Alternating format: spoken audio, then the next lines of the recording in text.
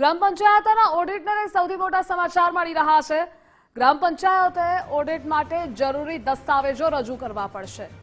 જરૂરી દસ્તાવેજો રજૂ નહીં કરે તો કર્મચારીઓ સામે કાર્યવાહી થશે। જરૂરી દસ્તાવેજો રજૂ ન થવાના કારણે ઓડિટ પારા પેન્ડિંગ રહે છે। ઓડિટ પારા પેન્ડિંગ રહેવાના કારણે આ મામલો વિધાનસભા સુધી પહોંચે છે। અને આ મુદ્દે સંવાદદાતા નિકુંજ જોડાયેલા છે। નિકુંજ, ગ્રામ પંચાયતના ઓડિટને લઈ અપડેટ શું?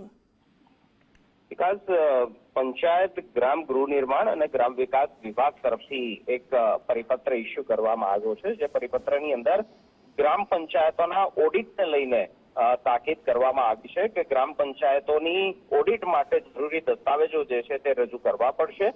જરૂરી દસ્તાવેજો રજૂ નહીં કરવામાં આવે તો પછી કર્મચારીઓ સામે કાયદેસરની કાર્યવાહી જે છે તે કરવામાં આવશે।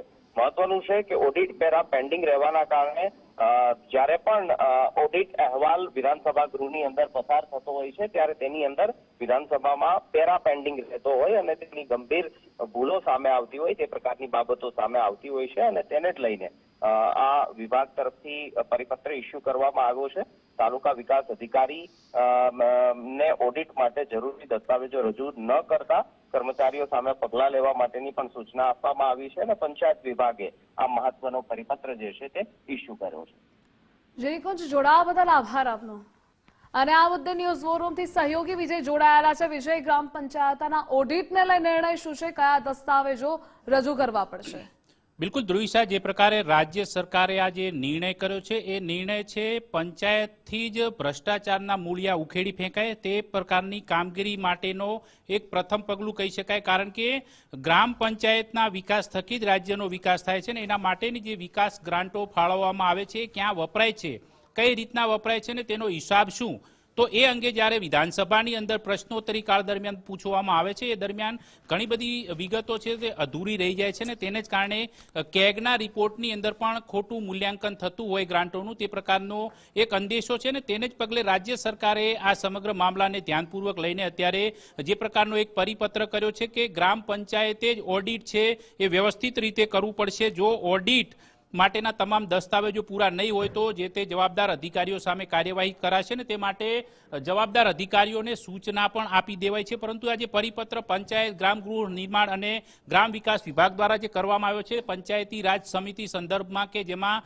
લોકલ ફંડ ઓડિટ પંચાયતોને ઓડિટ માટે જરૂરી રેકોર્ડ ઉપલબ્ધ કરાવવા બાબતમાં એમાં સામાન્ય રીતે જે મુદ્દો ટાંક્યો છે એ મુદ્દાને ખાસ કરીને એ જ દર્શાવ્યું છે કે સામાન્ય રીતે ઓડિટ હાથ થતા પહેલા જે એક્ઝામિનર્સ ફી છે લોકલ એકાઉન્ટ તરફથી ઓડિટ માટે જે તે પંચાયતને અગાઉથી જાણ કરવામાં આવે છે। એ પંચાયતે જે તે રેકર્ડ દસ્તાવેજ તૈયાર રાખવાના હોય છે। આમ છતાં અનુભવે એવું જણાયેલ છે કે ઘણા ખરા કિસ્સાઓમાં પંચાયતો તરફથી ઓડિટ માટેની આવશ્યક સંબંધિત રેકોર્ડ દસ્તાવેજ ઓડિટર સમક્ષ રજૂ કરવામાં નથી આવતું અને પરિણામે આ ઓડિટ શક્ય બનતું નથી અને દસ્તાવેજ કે રેકોર્ડ રજૂ ન થવાને કારણે મોટી સંખ્યામાં ઓડિટના જે પારાઓ છે તેના જે વાંધાઓ છે એ નિકાલ થયા સિવાય પડતર તરીકે દર્શાવવામાં આવતા હોય છે। પરિણામે આ બાબત વિધાનસભા સમક્ષ પણ રજૂ થતા ઓડિટ અહેવાલમાં દર્શાવાય છે।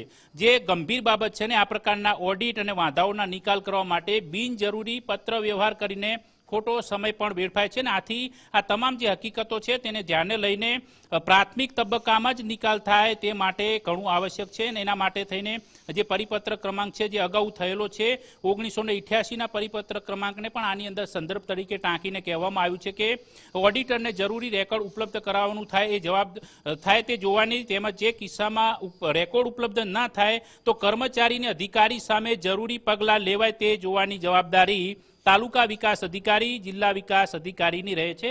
એટલે કે હવે આ સ્પષ્ટ રીતે પંચાયત વિભાગ તરફથી સૂચના અપાઈ ચૂકી છે કે જો કોઈ ગ્રામ પંચાયતના ઓડિટના રેકોર્ડ દસ્તાવેજ સંબંધિત અધિકારીઓ તરફથી એટલે કે મહેસૂલી અધિકારીઓ અથવા તો ઓડિટ માટે નિમાયેલા જે અધિકારીઓ છે એ અધિકારીઓ તરફથી જો રજૂ નથી કરવામાં આવતા તો એ સંદર્ભની અંદર ટીડીઓ ડીડીઓ સંપૂર્ણપણે અધિકારીઓ સામે કાર્યવાહી કરવા માટે હવે સક્ષમ છે અને કાર્યવાહી કરવી જ પડશે। કારણ કે વિધાનસભા સુધી આ પ્રકારનું પહોંચતું હોય છે અને ખાસ કરીને જે ગ્રાન્ટ ડુપ્લિકેશનની પણ મોટા ભાગની જે રાડો છે ગ્રામ પંચાયત કક્ષાએ ઉઠતી હોય છે કે એકના એક કામના બે બિલ મૂકીને અલગ અલગ ગ્રાન્ટ ફાળવણીના કિસ્સાઓ પણ ઘણા કેસની અંદર જોવા મળતા હોય છે. તો આવા અરસાની અંદર જરૂરી દસ્તાવેજ જો નથી હોતો તો ગ્રાન્ટ ડુપ્લિકેશન થવાના જે સંદર્ભો છે, કિસ્સાઓ છે, એ પણ વધી જતા હોય છે, જેના કારણે રાજ્ય સરકારથી વિભાગ તરફથી પંચાયત વિભાગ તરફથી જે ગ્રાન્ટ ફાળવવામાં આવે છે ફાળવણીનું યોગ્ય મૂલ્યાંકન થતું નથી. અને મોટા ભાગે અત્યારે પણ આપણે જોઈએ છીએ કે જ્યારે હવે વિધાનસભાનું સત્ર મળવાનું હોય, બજેટ આવવાનું હોય તે પૂર્વે જ વિભાગોમાં દોડધામ સર્જાય છે